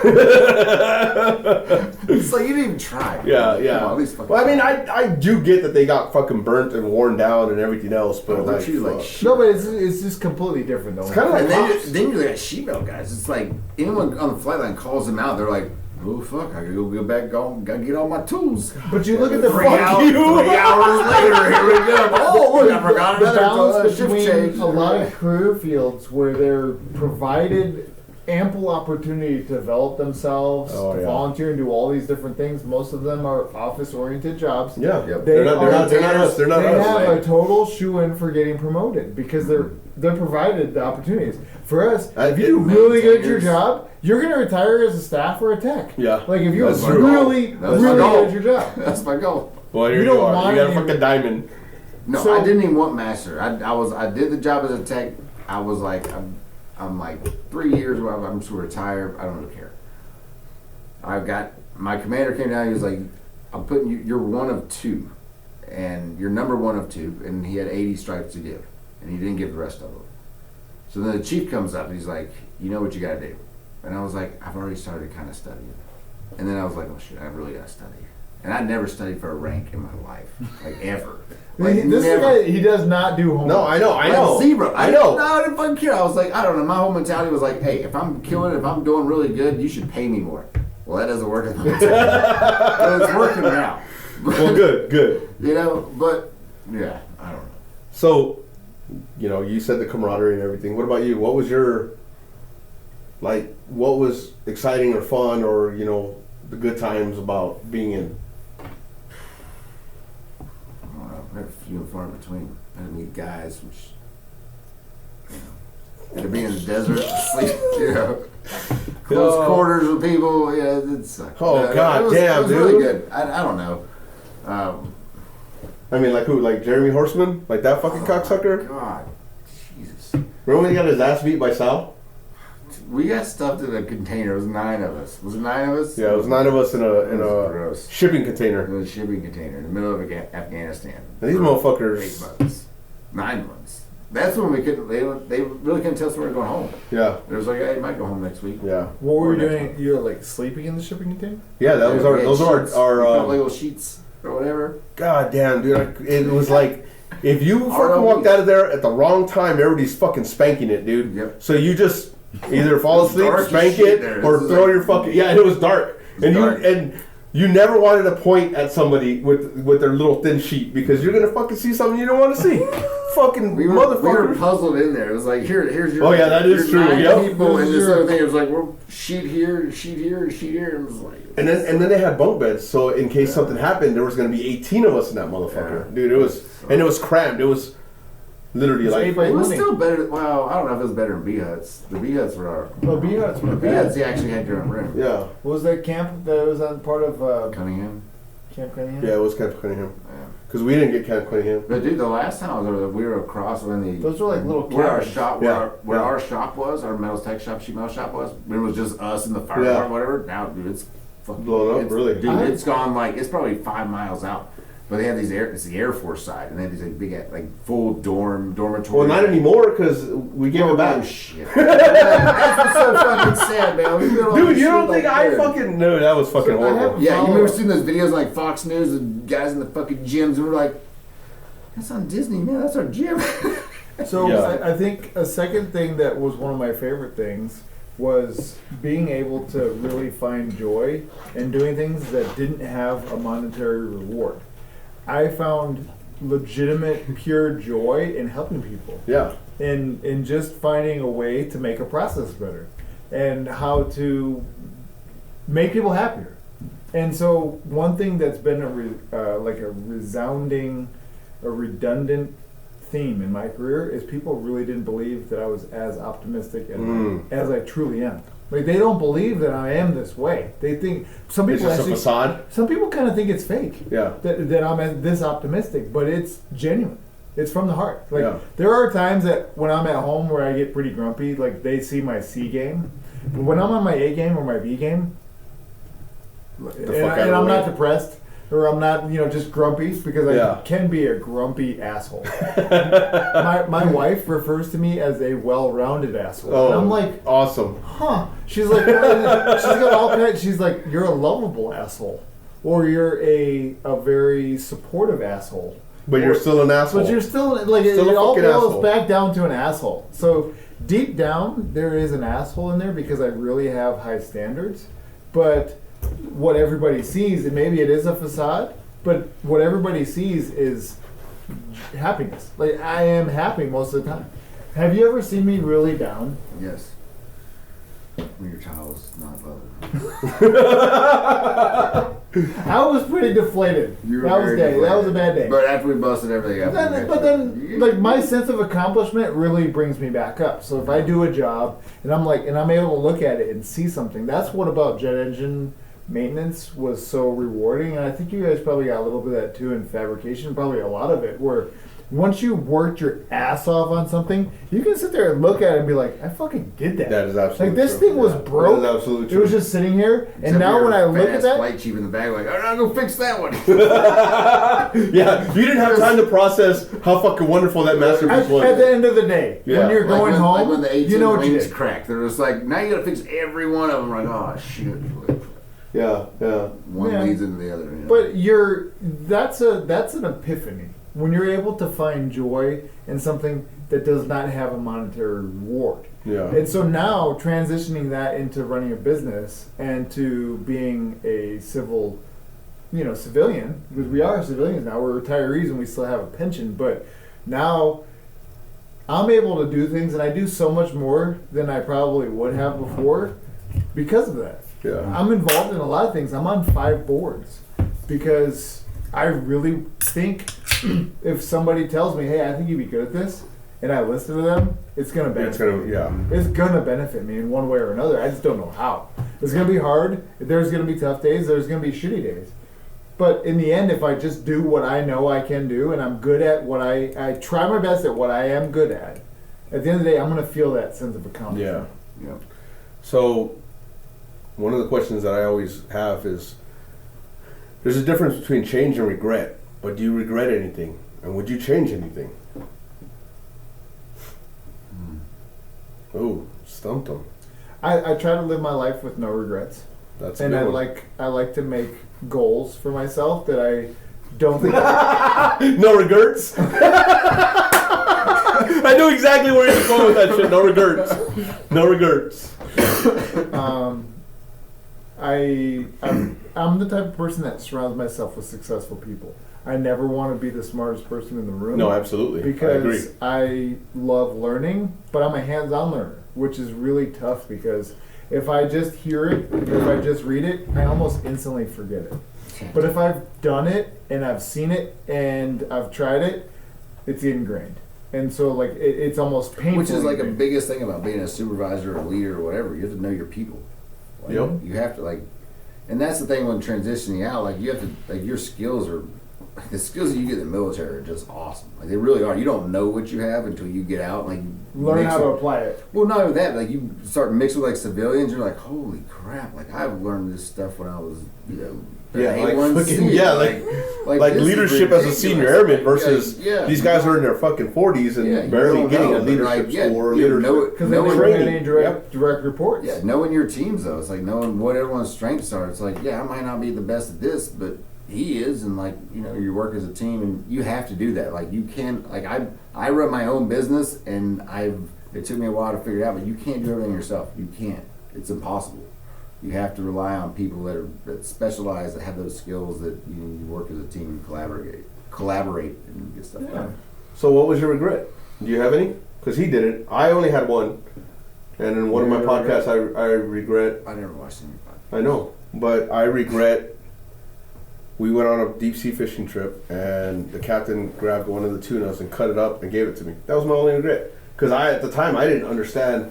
Like, I had never had sushi. I was just a Mexican kid from San Antonio. You're not Mexican. Oh, yeah, whatever. You know what I mean. Indigenous. But, it was fresh sushi. Like, it was literally the thing. And I didn't try it because I was like, Oh, no. you didn't try it? Yeah, What? so But that was my regret. That was my only regret. Really? I got in trouble. I did stupid shit. That's a regret. That was my regret. Dude, No, but I got you to. got in trouble later on, right? Yeah, I got in trouble way later I on. got in trouble in tech school. Yeah. And You could recover from that a lot. I quick. definitely recovered from that You guys because got in trouble? I was never in trouble. it was complete BS. What the fuck ever. But that getting me into trouble made it so I would never get in trouble again. Yeah. And I've heard Well, people. that's what it's for, like the rehabilitative. Yeah. No, it's trying to weed people out. Like it's not. they were definitely it's all trying. rehabilitative. Actually, at the time, They we were were trying at to peacetime, shit- dude, so they were trying to... Yeah, they were there trying were to- times where it was like, you're out. They're like, if you Or like just go ahead and 2012, make a 2013. statement, 2014 was rough. if Get you the just fuck go out. ahead and make a statement, we're going to keep this in house. There's not going to be a problem. Next thing I know, 5 minutes later, I'm getting an Article 15 because I made a statement saying that I had a sip of alcohol. So they like. Yeah, me too. That's still funny. Your regret was not going deep sea fish or not eating the tuna? No, not eating the tuna. All right, because when I got to Japan, and I walked around the shop, and I'm like, man, you guys, like, how often you guys go like deep sea fishing and stuff? They're like, I've never been, and no one had ever been. Dude, and I was like, what the hell is going on? So I reached out, I found a place in Okinawa. Yeah. I chartered boats. I chartered both the boats. And just went to Shibero Melstag. We filled the boats and just went deep sea fishing. We caught probably 120 like tunas, mahis. Oh, fucking- God, it that was like, so much not fucking Airbnbs, fun. but they called them. I don't know what they called them in Japan. Not Airbnbs, but they're whatever. We rented these houses. Rented a house. They had a barbecue, fucking cooked all our fish, like all that stuff. Dude, that shit was fucking I mean, this is the coolest badass. thing. I was like, why would you not? How fucking do, mahi- why would mahi you was not like- do this? was Like, like- I don't feel like Shit, I'm okay. coming About in that and big. making you do this. Like you're in a place. Like anytime you go anywhere, Experience it. any sort of like PCS travel, whatever it is, like do what's there. Like go out and do the things that they're popular. But there, people aren't like experience. that. People aren't like that. And then later on, you hear these stories and they regret not doing this. Well, that's like certain I'd thing. out process guys in Japan. Like guys who come to my office and like my shop, they're like, oh, I'm leaving or whatever. I'm like, cool. What did you like? What did you do? I didn't do anything. Play on my computer. I didn't even leave Okinawa. I'm like, you're an idiot. Yeah, You could that's- have traveled that's- all over Asia for like $20 and you didn't do anything. Anybody that ever told me they didn't like Davis Mountain, my first question was, "What did you try?" And they're like, "Well, I didn't do much." Well, that's why. That's why. Doesn't matter. It's two You're sides. not going to be happy anyway. Wait, hold on. If you don't like Davis Mountain, I didn't like Davis Mountain because... The A10s. No, well, Your that's sheet you. metal. That too. I got Your sheet sheet metal. metal on the Because A10s. of him. That's why. I had to work with this guy. I was always going to Phoenix No. and everywhere else. Tucson isn't... I mean, it's okay. I mean, there's a lot to do here, and I do agree. It's But- got a lot better. So there's From 3 20 years things. ago, There's so- the sense of community that you won't get You won't get anywhere anywhere else. I So beg the- to differ on that one. the- Abilene, Texas has a bigger sense of community No than one cares here. about Texas. We're talking about Arizona. And then there's the food. There's a fucking flag right there. Look, how many more Texas things do you want me to show you? Look, there's one right there. Show There's me one the right there. Texas tattoo. Where's Oh, the, look, Oh, there's you got fucking 12 Texas. of them. Texas. Tramp stamp Texas too. I can't show you that one. But no, I get it. There's a huge sense of community, you know, with DM. There's over 50 and- 6,000 active nonprofits that are functioning, that are able to get funding that they need to provide their resource to the community. Yeah. 6,000. That's not something in a small city. Yeah. Tucson's not a big city. No. And we have very close access to a ton of outdoor adventure. So me being able to have a job, you mentioned it earlier, not in this, before we started, that one of my jobs after doing the undershirt gig was to run the Welcome Center. It was by far the best job I ever had, because all I got to do was all of the good parts of First Sergeant with zero drama. Zero, yeah. People come into my office and I'm like, Fucking welcome lucky. to the family. And that was all I had to do. I had to tell people, and then we had to try and set up a few projects that were really a difficult, steep climb. But none of that mattered or really felt like anything, being able to do everything I did. I talked to every single first-term airman that came into Davis Mountain for that year that I I'd was say in the job. Davis Mountain is like by far, like as far as like base and community, yeah, there's a gap, but that gap is being bridged like constantly. Like it's happening. Because like I go to like First Sergeant Worldwide, First Sergeant events, and First Sergeant this and that and the other one, and like talk to shirts from all over the place, and like nobody, not one base has the commitment and the dedication from the community, and the willingness Tucson to help, loves and this like place. Oh, it's, yeah. it's ridiculous. Like we talk like we always have, we have funds that we can help. We have 501(c), whatever it is, like, and we can help our airmen or whatever. But our community like really does that. And they really provide, like, help us do that kind of stuff. If an airman has my brother just got, shot in Chicago, Red Hearts or Red Cross is like, well, it's not your direct family, your mom, dad, so we can't really do it. We come in, boom, there you go. How Yeah. much more? And the only way we're able to do that is because the Tucson community loves the base and loves to help, and But that's it. so. If I had to say one regret was not focusing on, even though I spent so much time helping others focus on the things that they needed to do to get promoted, I didn't focus on the things that I needed to do to get promoted. I clearly should have made chief. I mean, everything that I did early on was a slam dunk. Yeah. I made tech sergeant my first time. I made master sergeant my second time. I'm like, dude, I've got over 6 years to make senior and chief. There's no reason why Yeah. I can't do that.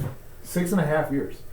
And when I finally made senior, it was a complete surprise because I didn't do any of the things that I thought I That had. you to had do. already prepped for? So obviously, I think if it is a regret, it's not doing the things that people told me that I should have done, as far as like writing awards and getting those packages put together that would have made me look more promising. Yeah, but I again, didn't it's do that gloating for- about yourself. I didn't do that for a reason. Yeah, I yeah. wanted to, if I got promoted, I wanted to get promoted for the right reason, for doing the things that I knew in my heart felt right. Yeah. So I don't regret doing the things that I did. I regret not doing some of the things that I could have done probably to make a little bit more money for my family.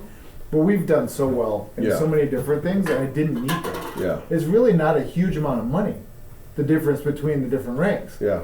But that's all we focus on. Yep. When you're a staff sergeant, all you can think about is, Crazy. what do I got to do to make tech? Yeah. When I'm a tech sergeant, if I make master, that's going to be awesome. I get master.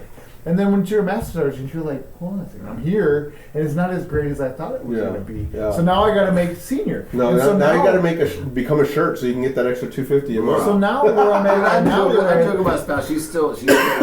She's a senior. And like there's days I'll call her. And I'm like, hey, what's the difference between a master and a senior, like retirement? She's like, I don't know, $400 or $500. I'm like, shit, I just made that before lunchtime. It's crazy because you're not. I'm not saying like gloating, whatever. Like you're not limited to like. Yeah. There's no zero bounds. limit on the amount you can make. You can as take an everything entrepreneur. that you know, your skills, everything you're worth, and you can make yourself. Like you can really make like the money that you're worth. I'm not saying that the military doesn't give you a decent wage. It's good money. It's not bad if you're not a first sergeant working 24 hours a day. But the or even benefits- like higher up, like, but yeah, the benefits come in. You get the thing that's like your benefits, your insurance, and it's all awesome. It really is.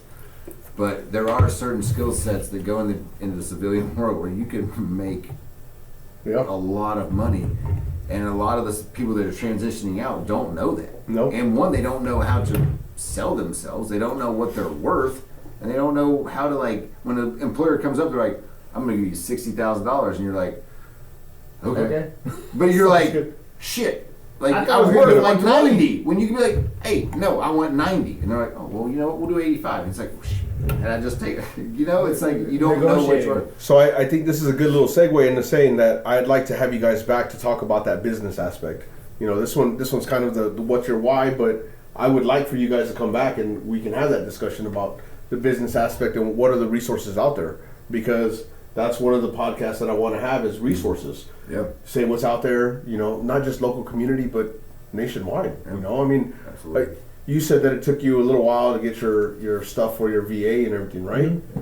I got a buddy of mine who, you know, I just connected with today, and he runs an organization where he helps veterans get their VA stuff. So it's just those little resources that I want to have out there so that people can see whenever they're watching this. Because my following has gotten pretty good right now. You know, I mean, it's building momentum. You It's know, gonna go down after this one, but Because of me or it'll you? be Both probably, was a combination. yeah. he's got a mullet. He's a hillbilly from fucking West Virginia. That's true. Yeah. Jenna refers to him as the mullet. Love all that. Hey. Is that what she says? The mullet. Okay. You know, it's classic. You know what? That's what I'm You gonna do put on- everything. It's that's what I'm business, gonna it's put. party, it's everything. It's episode 21. The mullet. The mullet. What's your why? So And so- you've done 21 episodes. So what do you? Yeah, this what, is what my do 21st you, episode. what do you transition? What do you transition the conversation to about business? What do you want to know? Well, that's not on me right now. I gotta have another episode to lay out some stuff. So that'll be a different one. That'll What be kind of episode regrets? 25. So your regret was not eating tuna. My regret? All right, I had no regrets. I never studied for a rank until I went to master because I felt bad because my commander instilled something into me. It was like, I gave you something, and I'm like, oh, I don't want to fuck you over. I don't want to be the guy who doesn't make it, and you know, but whatever. I never did that. I have no regrets because I never concentrated on promotion. I never concentrated on anything but the job, taking care of people, having a great time. And, No, I know that. That's true. and like I didn't. I was the guy who had like no leave because I get like 6 days, and you know what? I'm I would use 'em. gonna go watch for Panic play for like 3 days at a music festival in the middle of nowhere, you know, and then fly back and you know party, do whatever. But I had no regrets. I really don't have any regrets. I did party with them a lot whenever I was stationed here the first time. That's a lie. I never partied. Get the fuck out of here!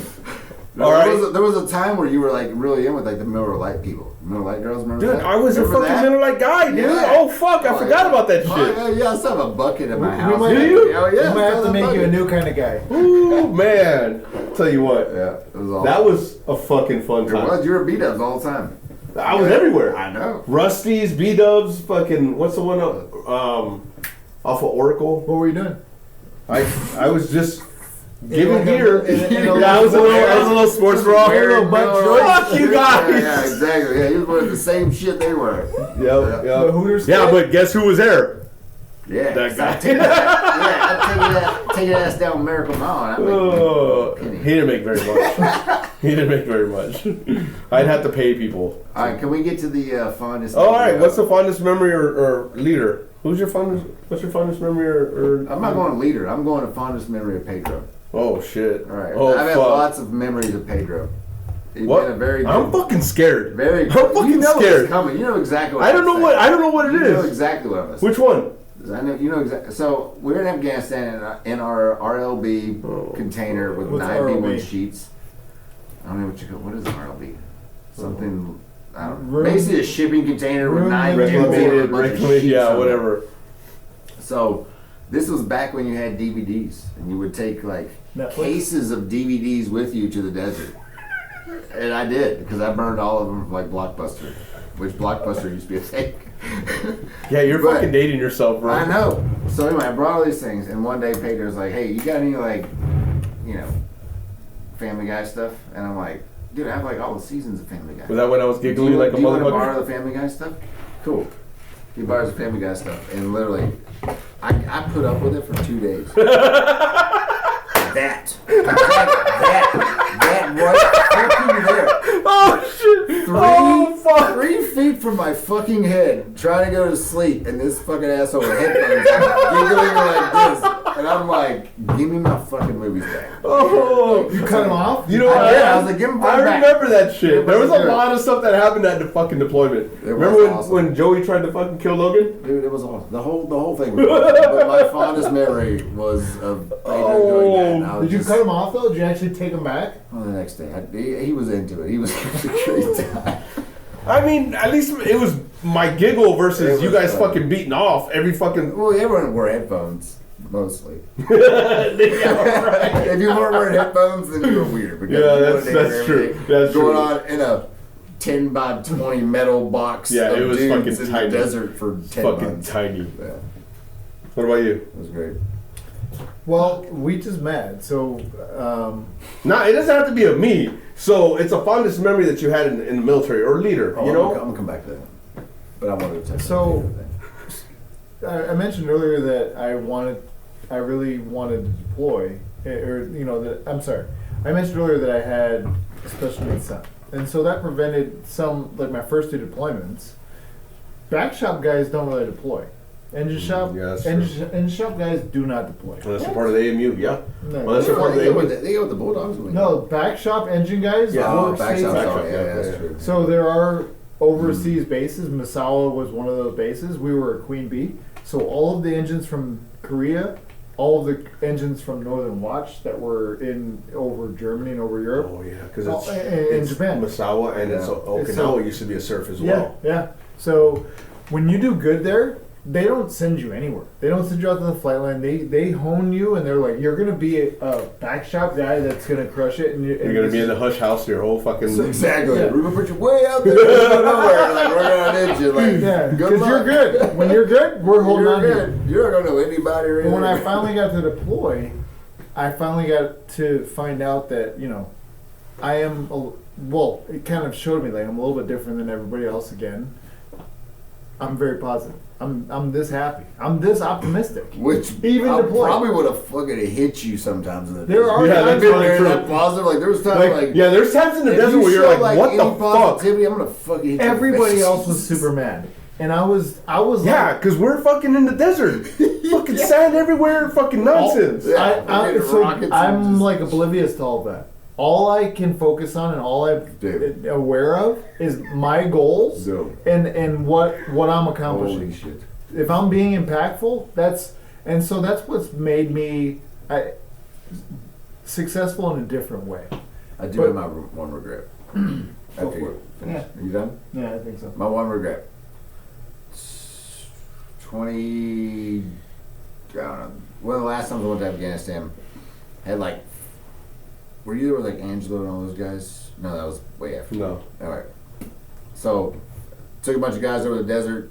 I was in charge of the day shift operation. Whole area over there, you know, like, this is their first deployment. They're going to Afghanistan, a war zone. They're like, you know, what's happening? I'm like, dude, it's okay. Don't worry about it. Yeah, we get rockets, we get this, we get that. Not a big deal. You know, whatever. I really downplayed it. And I really did.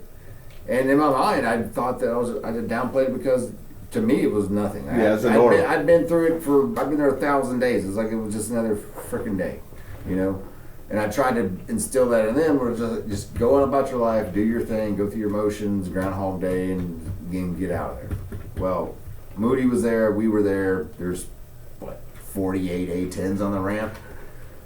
Shit's going on, everyone knows. So we were there probably 3-4 days, and then we started getting rocket attacks in the morning, and started hitting really close. And we also look around, and then all of a sudden one hits like on our shop.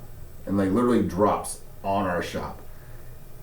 Boom, welding box goes everywhere. Fucking people, like there's sheet metal guys going around. They got fucking shit all in them. Like we're going out to bunkers and like whatever. And like my guy like pulling like just crazy, right? And I mean, I didn't get hit. I still have a picture of it as a piece like probably this big of the side of a mortar that went like 2 feet from my head, just stuck in the wall. So I didn't get a Purple Heart, but my guys got Purple Hearts because they got in bed with a bunch of shit. So like for the neck, it blew up our air conditioner / heater, and it was winter time. So that really fucking sucked because our heater blew up. But the rest of the time, like I had one guy, he just like kept every day helmet, shit on, just sitting there in his guard, like in his battle armor. I'm just like, what are you doing? He's like, man, it's scary over here. Like I don't know. I'm like, it impacted him. it did, and it really fucked me because like we got back, we did the whole like Purple Heart ceremony. All my guys got their things, and you know that stuff. Awesome, they really deserve it.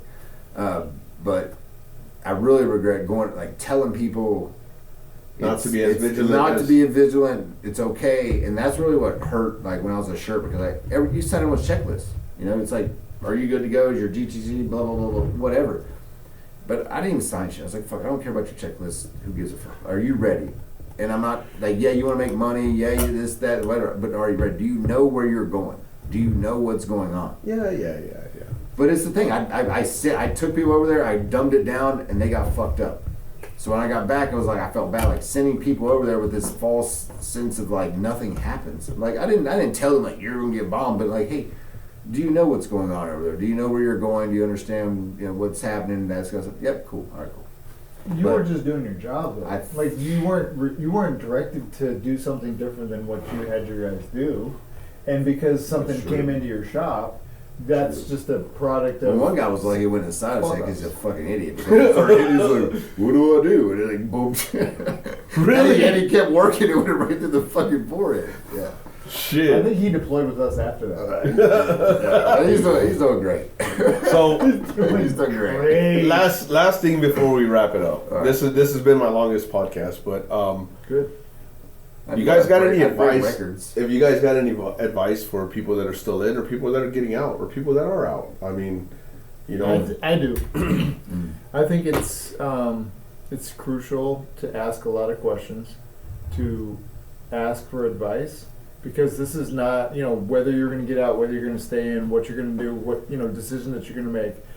There's not many decisions that I've made, probably from the time I was a staff sergeant on, that I haven't really requested some serious support from my network.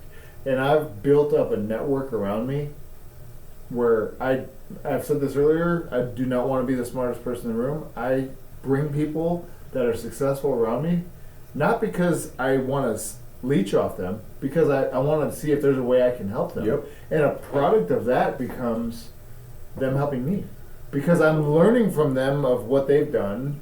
So there's kind of a goal to not be the smartest person in the room. It's not that hard for me. Sure. Me either. Yeah, I mean, some of us. But I get what you're saying about asking those questions, but there's a lot of us, like, I'm a very, very people person. Mm-hmm. I didn't ask those fucking questions. And I internalized all of it because I didn't know who to ask. Let me rephrase it. I knew who to ask, but I didn't want to seem weak, if that makes sense. No, that's and 100%. And yep. That really fucked with me. I mean, I went through a bad depression for 2 years, even though I was going to school and fucking drinking all the time and doing everything. Like the first 2 years that I was out, I didn't have any guidance. Yeah, I was going to school, whatever, but I was so fucking depressed. I was depressed that I had a couple of people help me out through that depression. But I agree with you that you need to ask, but there's a lot of us that are like me, like you, that don't. Well, you ask a lot of questions. So how do we get to a point where, so John and I have been working on a project where we're really trying, with guidance from some community leaders that are super passionate and they really want to do some certain things. And as we build this project out, the one major question that we're asking ourselves are, as a community, what could we have done differently to support folks that are getting out? And so this is the Desert Thunder Squadron. It's comprised formally of all retired honorary commanders. They did at least a 2-year stint as an honorary commander, and they decided they still wanted to remain impactful, but they didn't really have an avenue to do so, and they didn't really want to, or for whatever reason, they didn't stay on as an honorary commander. And so one of my Tucson mentors, who's categorically changed the trajectory of my life and my family's life, is now deeply involved in that, and he's come up with, and I told him, I said, look, if you want to work with folks in their last year, maybe their last 2 years, they've committed. They said, look, I'm retiring. They've pushed the button. Now what? Well, instead of bleeding all the talent that we lose from Tucson, if we engage in them and we show them that Tucson cares about you, there's a ton. I mean, there's a plethora of people in this town that are passionate about helping you. So we're trying to figure out a way to bridge that gap and connect people with Tucson leaders. So a one-on-one, deliberate mentorship project. Yep. And we're connecting with people in New York City. There's a really awesome program in New York City. It's called Edge for Veterans. The director, the man that used to run the USO, is helping us out to try and create a program here. So we're not reinventing the wheel. We're not trying to do something different or redo something that's already available. We want to create something new. Yeah. And so John has been And instrumental. what we're doing is we're really trying to take a community, like Tucson's community of business owners and people that know this stuff and like the industries, and like just bridge that gap to our people that are separating and retiring. Because as a recently retired person, had I not been who I am and just jumped into something, like, you don't know what to do. And just these community leaders want you because you have skills, you have soft skills, you have leadership. But they're not going to hire you just because you're a They're veteran. not. They're not going to hire you just because you're a veteran, because, oh, I just came out of DM, you should hire me. No, it's not going to happen. Yeah. Exactly. So with this one-on-one engagement, we're hoping this year out, we're going to have folks that are part of this Desert Thunder Squadron. We're going to have to grow. Yeah. But we're going to have people that are one-on-one tied together with folks that are in their last year. They can hear what their plan is. They can shoot holes in it. They can hear what their goals are, and they can hold them accountable. And then they can show them, like, this is a community of people that truly care about you. And when they come to decide, where am I going to go, maybe they'll think about staying in Tucson. Yeah. Instead of just going anywhere where there's a job, they'll think, like, oh, in the back of their mind, like, there's people in Tucson that this is not a bad place. Yeah. Yeah, it gets pretty hot in the summertime, but eventually we'll all be able to be snowbirds. Yeah. Like, that's a life goal of mine. Yeah. But I know it's going to be a long time before I'm there. Yeah. But So, the goal is to provide a resource for, and then on top of that, I'd love for you to become part of it. I'd love for you to become part of it. I And invited him. you did. Oh, okay. I can't double stand. Oh shit! I got fucking invited twice. Yes. I got to it before you did. There's not many people that have the same passion that you do, that are willing to, you're doing your own thing and you're working and whatever, but this is free. This is not for monetary gain. This is for a sense of accomplishment. This is for helping people This because is helping it's in your people. heart. Like us reaching out and saying, like, yes, our community of Tucson, like, has people that want to help veterans.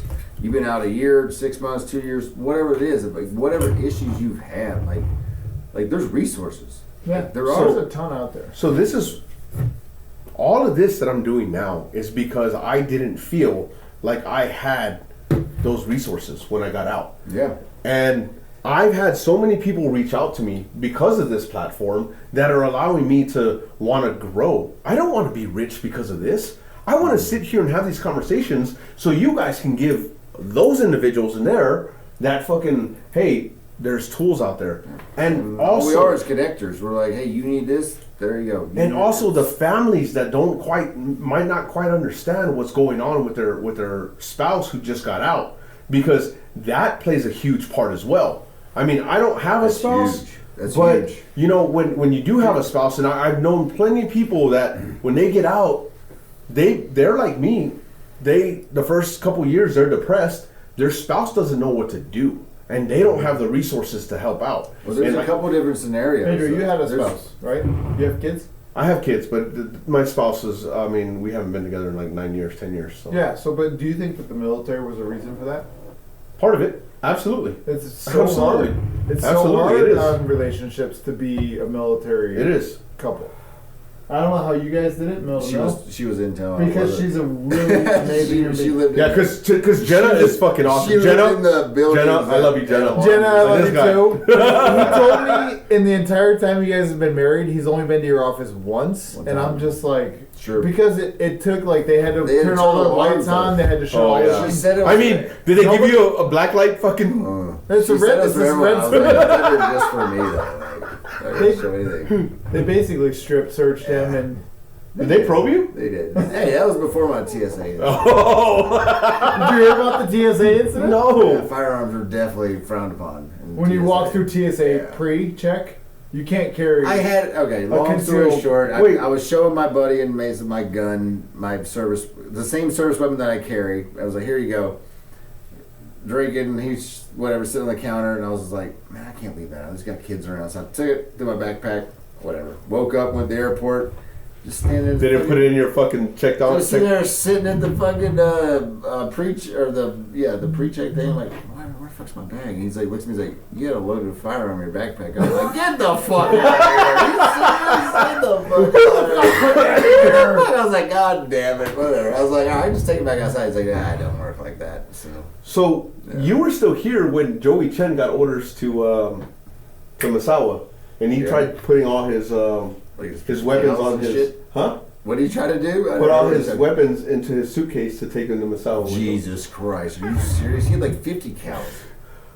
Like that guy was crazy. Him and Logan. Well, I had a guy show up that I had to get from the Trans Area Cadena, and they're like, walk up and like gets escorted out by security forces, and the guy's like, yeah, he had a bunch of knives, and I was like, that's cool, man. You had your grandpa's knife, and the cop's like, nah, it's like some real Deadpool shit, and I'm like, what the fuck? Little digging. Got a cop with a bunch of knives taped to him in tech school and a bunch of stuff, but sometimes they send him to Japan. And the land That with was- no weapons and That no was Mr. Joey Chen. Crazy. So, Yeah. Can we go back to an earlier question? sure. Which one? The regret question. Okay. And I've had a couple close calls where it was just like, oh, my career was like that close. And one of those times I was on my way back from deployment, and we were in a base that a lot of people go through on their way back from deployment. And we were allowed to drink for our first time. Oh yeah. In many months. Many months. And so I was like, okay, I had some Belgian beers. Oh. And they're I know exactly where you're at. they're super strong. And I'm like, whew, like, okay, so the next day we get up and, we got to be at the bus at a certain time. I'm in charge. Like, I'm the flight commander. And these Belgian beers are hitting me kind of hard. Still. So we get to the bus, and we had gone out. All we did was go out to eat, and we got like a 4-pack of beers from the shopette, and I had one beer before we went out to eat, and then in the morning there were some guys that were up, and they're like, "Hey, let's have some more beers." I had one more of those beers, and I literally blacked out. And it was the worst time to black out. Right after waking up, Yeah, and And then then you're a having flight to- commander, like having trying to round like, up your chalk and everything Yeah. else. So we get on the bus and we stop and we get breakfast burritos, and literally one of the best trips I ever had. He just made senior this year, and he deserves it more than anything. He's fantastic. He was like, something is different. Like, you're just not quite right. And I'm like, I don't know what you're talking about. So we get to the terminal. We're at the PAX terminal. We're talking about my one regret. We're at the PAX terminal, and obviously I'm a little bit out of my realm. I'm not drunk, but I make a comment to the PAX terminal employee about his glasses. The side of his glasses, it had like a logo on it that said police, and I'm like, oh, this guy's like the police. He's got police glasses. And he looked at me and he was like, have you been drinking? And I was like, no. And so he just kind of like turned away, and I'm like, what the fuck just happened? Next thing I know, this SP show up, and they asked me for my ID card, and I'm like, what's going on here? Like, all we're doing is just leaving. Like, we just got to get on the plane and go. And they're like, that's fine, we just have a couple questions asked. They did a full field sobriety check on me. Somehow, I did the alphabet backwards. And Fuck, I can't even do the alphabet sober. yeah. The regular alphabet. Yeah, from From A to Z. I can't. I did There's a couple. I did the alphabet backwards. Like Hey, Siri, something what's the came, alphabet? something came about me, and I was just like I was able to just be zen. And so they're like, we have no problems. Like we don't know what's wrong with this guy, but he thinks that you're intoxicated.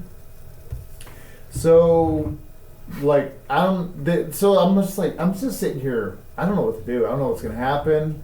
The pilot shows up and he's like, "Hey, I just need to talk to you."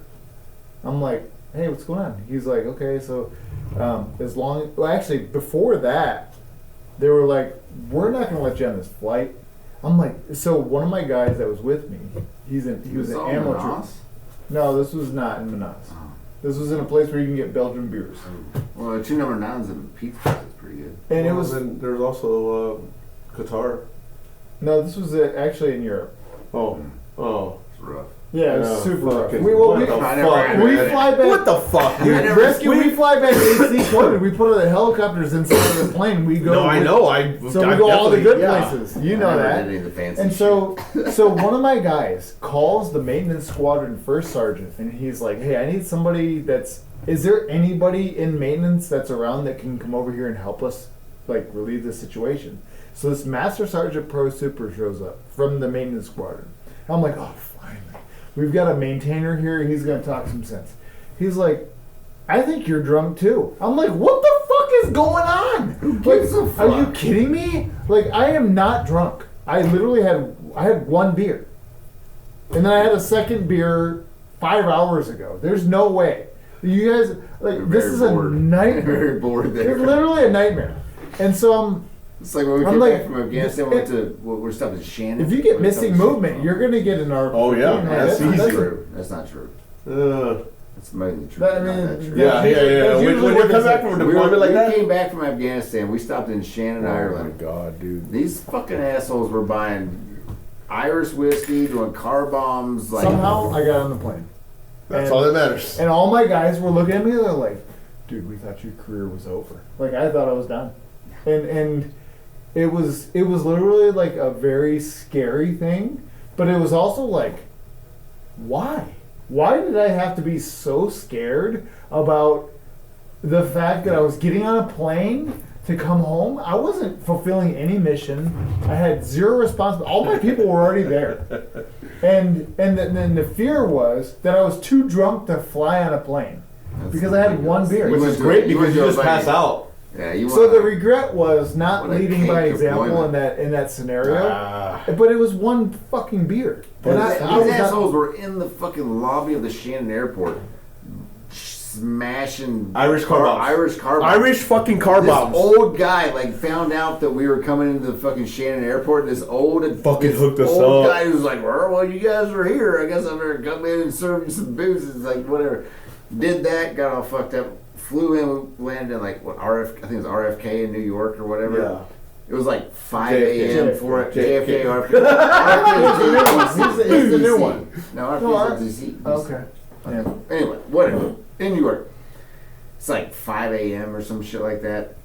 They found out that there's 220 military people that have been deployed for, at that time, like 9.5 months or Yep. whatever it And was. they opened the fucking bars up at 2 They a.m. in the opened fucking up morning. Everything. We drank that entire wing of the airport. Actually, I think so. No, like, we no, did. seriously. No, we did. They were like, "Yo, we're out of beer." I'm like, well, you guys go get more. Like we were like the entire wing of that airport. We drank everything. We've drank. Is that a regret? No, it was fucking no, awesome. it's Because- but then we you were talking about it, and then you ran But up. then I'm we like, flew into fucking Tucson. goddamn. But then we had to fly into Tucson. It was only a 4-hour flight, and everyone was still hammered. And like they had like news. Oh film yeah! and, like, Oh yeah! Oh shit! I remember that. We're like, oh, oh fuck! And Tony's like, ah! Fucking! Oh my It was god! So funny. Anyway, Anyway. hey, Hey, I want to thank you for having us over. Yeah. Yeah, John appreciate told it. me that we needed to come over here, and as soon as he said it, I'm the type of person when someone says you need to do this, if I trust them, I do it.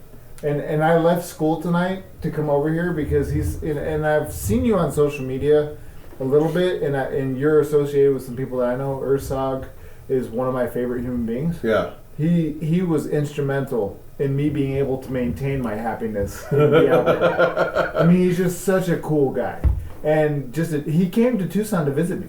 Oh, and really? I think when he was here, he came to. He saw You know me. what's funny? That was about 4 years ago. It was. Yep. Yeah, Yep. he came here to see me. He stayed in my house. Yep. And I remember he said he was coming over here, and yeah. That's been my MO. Yeah. I've been the type of person that always connects with someone like him. He's the type of people I seek out. Yeah. Because he's very much a unicorn. Oh yeah. He's like a fucking panda. That dude, if you've ever fucking met or saw a dude, like that dude has so much knowledge. Gun.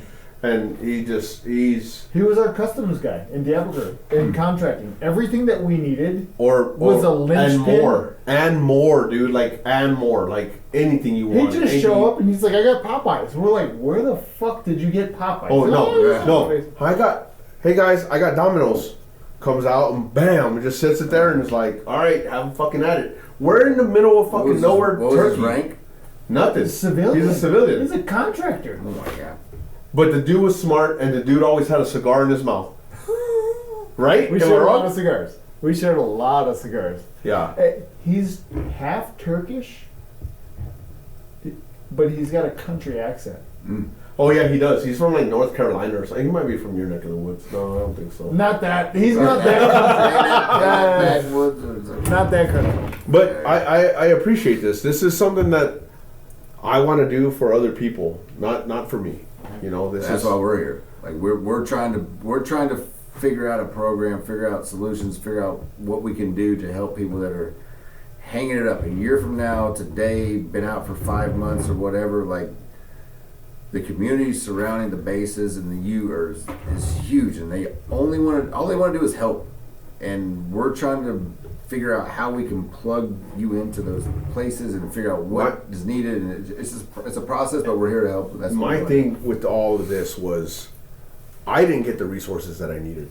Yep. And this is why I'm doing this. And I want to remind everybody that even when and this is hitting home with me right now, but even when you're doing this, or even when I'm doing this and I have somebody here and they know their why, they know their continual why and ever evolving why, it hits home to me because I struggled hard with this.